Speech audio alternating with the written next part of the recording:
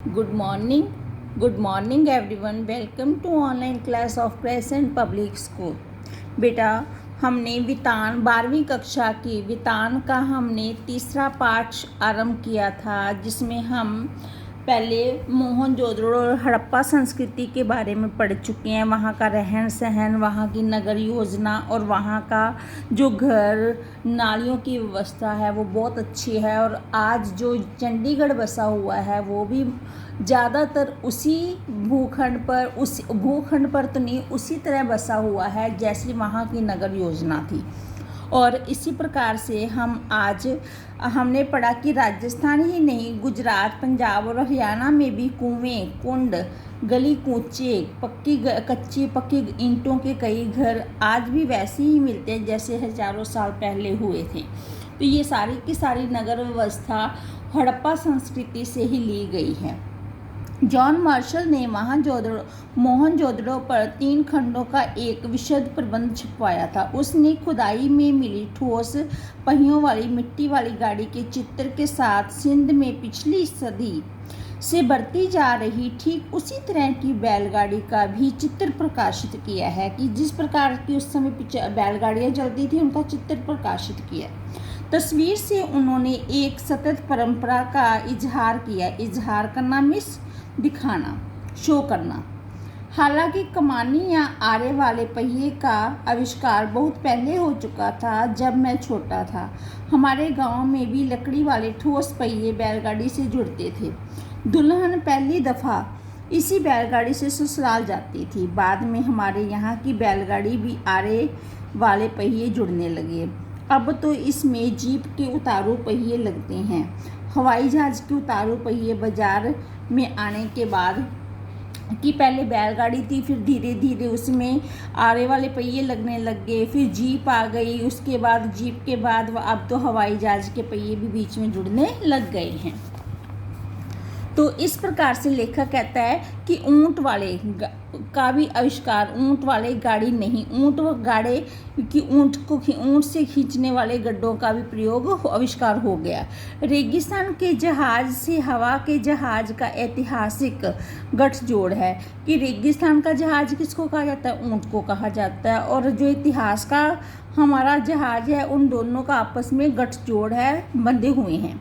हालांकि कहना मुश्किल है कि दुल्हन की सवारी के रूप में बैलगाड़ी या ऊंट वाले का अब वहाँ कभी इस्तेमाल होता होगा, कि अब नहीं कह सकते कि पहले कभी ये इस्तेमाल होता भी था, क्योंकि अब समय बदल चुका है। हमारे मेज़बान ने ध्यान दिलाया कि मोहनजोदड़ो का अजायब घर देखना अभी बाकी है। अजायब घर मीन्स उस समय वहाँ म्यूजियम था, तो उसको देखना तो अभी बाकी है। खंडरों से निकल हम उस साबुत इमारत में आ गए, लेकिन प्रदर्शित सामान आपको खंडरों से निकल आने का एहसास होने नहीं देता। कि जो वहाँ सामान दिखाया जा रहा था वो ऐसा नहीं लगता था कि वो खंडरों से निकला हुआ है। अजायब घर छोटा था, वो छोटा सा म्यूजियम था, जैसे किसी कस्बाई स्कूल की इमारत हो। कस्बाई मीन्स किसी कस्बे के स्कूल की इमारत हो। सामान भी ज़्यादा नहीं है। अहम चीज़ें कराची, लाहौर, दिल्ली और लंदन में हैं। जो मेन चीज़ें हैं वो कराची, लाहौर और दिल्ली, लंदन के म्यूजियम्स में हैं। यूँ अकेले मोहनजोदड़ो की खुदाई में निकली पंजीकृत चीज़ों की संख्या 50,000 से ज़्यादा है। जो पंजीकृत होता है, रजिस्टर्ड चीज़ों की संख्या 50,000 से ज़्यादा है। मगर जो मुट्ठी भर चीज़ें यहाँ प्रदर्शित हैं, पहुँची हुई सिंधु सभ्यता की झलक दिखाने को काफ़ी है। कि जहाँ पर जो चीज़ें हैं उनसे भी हमें सिंधु घाटी की सभ्यता का पता चलता है। काला पड़ गया गेहूं, तांबे और कांसे के बर्तन, मोहरे, वाद्य, चाक पर बने विशाल मृगभंड आदि उन काले भूरे चित्र, चौपड़ की गोटियाँ, दिए, मापतोल पत्थर, तांबे का आईना, मिट्टी की बैलगाड़ी और दूसरे खिलौने, जो 2 पाटन वाली चक्की, पहले जो हाथ से चक्की चलाते थे, आटा की कंघी, मिट्टी के कंगन, रंग बिरंगे पत्थरों के मनकों वाले हार, पत्थर के औजार, कि उस समय की जो छोटी छोटी मोटी चीज़ें हैं वो सारी इसमें देखने को मिली। जिसमें हर घर का सामान, पहनने के वस्त्र, पहनने के जो उनके औजार हैं, पहनने वाले उनके जो हार वगैरह है वो पत्थरों से बने हुए। इस प्रकार से अजायब घर में तैनात नवाजा बताता है कुछ सोने के गहने भी यहाँ हुआ करते जो चोरी हो गए, कि यहाँ पर कुछ सोने के गहने भी थे जो चोरी हो गए। एक खास बात यहाँ कोई भी महसूस करेगा, अजायब घर में प्रदर्शित चीज़ों में औजार तो हैं पर हथियार कोई नहीं है। मोहनजोदड़ो क्या, हड़प्पा से लेकर हरियाणा तक समूची सिंधु घाटी सभ्यता के हथियार उस तरह कहीं नहीं मिले हैं जैसे किसी राजतंत्र में होते हैं। इस बात को लेकर विद्वान सिंधु घाट सभ्यता में शासन और सामाजिक प्रबंध के तौर तरीकों को समझने की कोशिश कर रहे हैं। यहाँ अनुशासन जरूर था पर ताकत के बल पर नहीं। वे मानते हैं कि कोई सैन्य सत्ता शायद यहाँ न रही हो, मगर कोई अनुशासन जरूर था जो नगर योजना, वास्तुशिल्प, मोह ठप्पों, पानी, साफ सफाई जैसी सामाजिक व्यवस्थाओं आदि में एक रूपता तक को कायम रखे हुए था।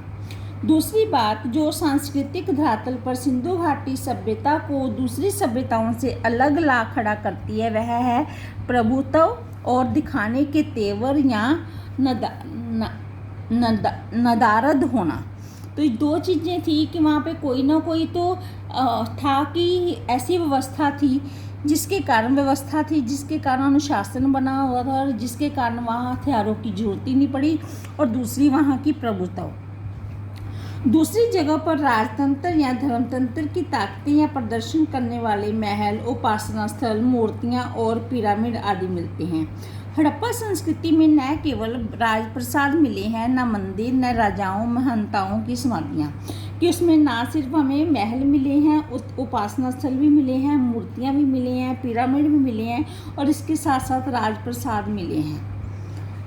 लेकिन हमें ना वहाँ मंदिर मिले, ना राजाओं की और महंतों की समाधियाँ मिली। यहाँ के मूर्ति शिल्प छोटे हैं और औजार भी। मोहनजोदड़ो के नरेश के सिर पर जो मुकुट है शायद उससे छोटे सिरपेंच की कल्पना भी नहीं की जा सकती। और तो और उन लोगों की नावें बनावट में मिस्र की नावों जैसी होते हुए भी आकार में छोटी रही, कि जो मिस्र में नावें चलती हैं वैसी नावें थी लेकिन आकार में छोटी थी। आज की मुहावरे में हम कह सकते हैं कि लो प्रोफाइल सभ्यता थी, लघुता में भी महत्व अनुभव करने वाली संस्कृति, की छोटी होते हुए भी उसमें महत्व था। लो प्रोफाइल तो थी लेकिन उसमें छोटे होते हुए भी उसमें कोई ना कोई महत्व जरूर था। मोहनजोदड़ो हिंदू सभ्यता का सबसे बड़ा शहर ही नहीं, उसे साधनों और व्यवस्थाओं को देखते हुए सबसे समृद्ध भी माना गया है। फिर भी इसकी संपन्नता की बात कम हुई है, शायद इसलिए कि उसमें भव्यता का आडंबर नहीं था। और दूसरी वजह यह भी है कि मोहनजोदड़ो और हड़प्पा पिछली सदी में ही उद्घाटित हो सके। इतनी अनबूझ लिपि अभी तक सारे रहस्य अपने में छिपाए हुए है कि ज़्यादा लोग जानते नहीं है, क्योंकि पिछली सदी में ही इसको खोजा गया, जिसके कारण ये अनबूझ लिपि थी। अनबूझ मीन्स जिसे बूझा ना जा सका, लेकिन इसने अपने अंदर बहुत सारे रहस्य छिपाए हुए थे। सिंधु घाटी के लोगों में कला और अरुचि का महत्व ज़्यादा था। वास्तुकला या नगर नियोजन ही नहीं, धातु पत्थर की मूर्तियाँ, मृदु भांड, उन पर चित्रित मनुष्य, वनस्पति, पशु पक्षियों की छवियाँ, सुनिर्मित मोहरें, उन पर बारीकी से उत्कीर्ण आकृतियाँ, खिलौने, केश विन्यास, आभूषण और सबसे ऊपर सुघड़ अक्षरों का लिपि रूप सिंधु सभ्यता का तकनीकी सिद्ध से ज़्यादा कला सिद्ध जाहिर करता है। कि तकनीकी तो कम थे लेकिन वो कला को ज़्यादा महत्व देते थे, कि हर चीज़ पर ही हमें उन्हें कला के नमूने मिले हैं। एक पुरातत्ववेत्ता के मुताबिक सिंधु सभ्यता की खूबी उसका सौंदर्य बोध है, जो राज पोषित या धर्म पोषित न होकर समाज पोषित है, कि जो ना तो एक राजा को पोषित करता है न धर्म को, बल्कि समाज को पोषित करता है, जिसमें समाज छिपा हुआ है, समाज समाया हुआ है। शायद इसीलिए आकार की भव्यता की जगह उसमें कला की भव्यता दिखाई देती है, कि उसमें आकार, उसमें बनावट पर ज़्यादा नहीं है बल नहीं दिया गया, बल्कि कला पर ज़्यादा बल दिया गया। अजायब घर में रखी हुई चीज़ों में कुछ सुइयाँ भी हैं। खुदाई में तांबे और कांसे की तो बहुत सारी सुइयाँ मिली हैं। काशीनाथ दीक्षित को सोने की 3 सुइयां मिली, जिनमें एक 2 इंच लंबी है। समझा गया है कि यह बारीक कशीदेकारी में काम आती होंगी। कशीदेकारी मीन्स उधेड़-बुन में। याद करें, नर्तकी के अलावा मोहनजोदड़ो के नाम से प्रसिद्ध जो दाढ़ी वाले नरेश की मूर्ति है, उसके बदन पर आकर्षक गुलकारी वाला दुशाला है। आज छापे वाला कपड़ा अजरक सिंध की खास पहचान बन गया है। आज अजरक सिंध की खास पहचान बन गया है और पर कपड़ों पर छपाई का आविष्कार बहुत बाद का है। खुदाई में सुइयों के अलावा हाथी दांत और तांबे की सुएं भी मिले हैं। सुएं मीन्स बड़ी सुइयां। जानकार मानते हैं कि इनसे शायद दरियां बुनी जाती थी। हालांकि दरी का कोई नमूना या साक्ष्य सबूत हमारे सामने नहीं है। साक्ष्य होता है, सबूत हासिल नहीं हुआ है। वह शायद कभी हासिल न हो, क्योंकि मोहनजोदड़ो में अब खुदाई बंद कर दी गई है। सिंधु के पानी के रिसाव के क्षार और दलदल की समस्या पैदा हो गई है। मौजूदा खंडरों को बचाकर रखना ही अब अपने आप में बड़ी चुनौती है कि जो भी ये सब है, इनको बचाए रखना एक चुनौती बन चुकी है, क्योंकि सिंधु के पानी आने से यहाँ पे दलदल का खतरा बढ़ता जा रहा है और यहाँ पर खोज बंद हो चुकी है, जिसके कारण हमारे सामने कोई और नए तथ्य नहीं आ सके हैं। तो इस प्रकार से यहाँ पर हमने सिंधु घाटी की सभ्यता के बारे में पढ़ा। सिंधु घाटी की सभ्यता मोहनजोदड़ो में क्या क्या चीज़ें थी। लेखक स्पष्ट करता है कि आज अन्य स्थानों पर राजतंत्र और धर्मतंत्र की शक्तियों के प्रतीक महल, उपासना स्थल, मूर्तियाँ और पिरामिड आदि मिले, लेकिन यहाँ न तो राजमहल है और न ही समाधियाँ हैं। यही स्थिति हड़प्पा संस्कृति की है। मोहनजोदड़ो के नरेश के सिर पर मुकुट बहुत ही छोटा है। यहाँ की नावें बनावट में मिस्र की नावों जैसी है, पर आकार में छोटी हैं। आज के शब्दों में हम इसे लो प्रोफाइल सभ्यता कह सकते हैं।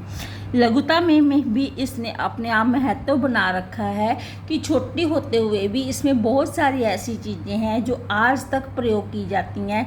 अर्थात हम कह सकते हैं कि उस समय इनका महत्व था, तो आज हम इसका और भी महत्व मानते हैं कि इसमें आधुनिक तकनीक में भी अपनी जगह बनाई हुई है और ये चीज़ें आज भी अजायब घर और हमारी दिनचर्या में अपने महत्व को बनाए हुए हैं। तो अतीत में दबे पांव जो हमारा पाठ है वो यहाँ पर समाप्त होता है, जिसमें हमने मोहनजोदड़ो और हड़प्पा संस्कृति के बारे में पढ़ा। वहाँ की खुदाई में मिली चीज़ें, खिलौने, बैलगाड़ियाँ या फिर पत्थर की मूर्तियाँ, पत्थर के जो भी छोटे छोटे कंकड़ों को मिलाकर हार, जो औजार बनाए जाते थे, खेलने का सामान बनाया जाता था, शिल्पकला, हस्तकला आदि के बारे में जाना।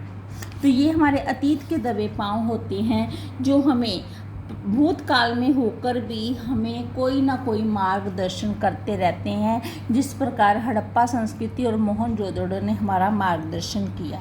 तो ये पाठ यहीं पर समाप्त होता है। धन्यवाद।